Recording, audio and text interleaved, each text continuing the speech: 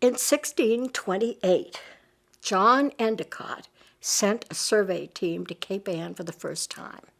He wanted to scope out Cape Ann as a possible site for a plantation. He was also very interested in making a cut, the cut. That was the whole purpose for having an official place on Cape Ann, was more for the cut than for anything else, for the fishing industry or other purposes.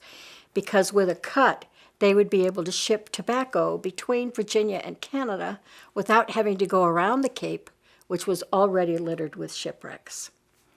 So it was a safety measure. And the people who made the survey of Cape Ann met Native Americans who were living on Atlantic Ave on the Jones River salt marsh, and asked them the name of Cape Ann. Well, Cape Ann would not have been a concept for the Native Americans. They gave them the name of their community where they were living, their village, which was Wingaersheek, which got corrupted to Wingaersheek.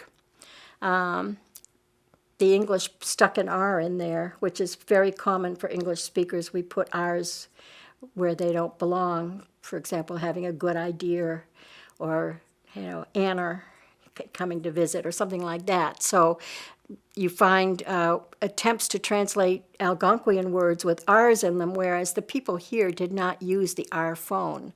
None of their words have R's in them. So that was interesting to discover in my research. But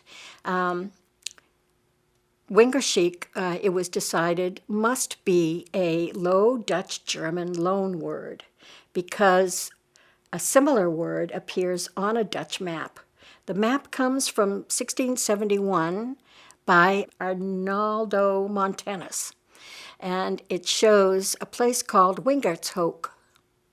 And Wingaersheek is in the ocean right off of Cape Ann. And so people looking at that map thought that that must be the name, the original name for Wingaersheek. When you think about it, it doesn't really make sense, because why would Native Americans tell John Endicott surveyors a Low Dutch German loan word from another century?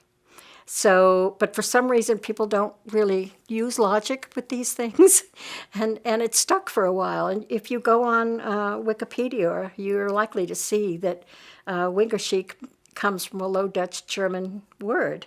So it's really odd how misinformation gets perpetuated. But Wingaersheek is not a Low Dutch German loan word. It's a corruption of an Algonquian word.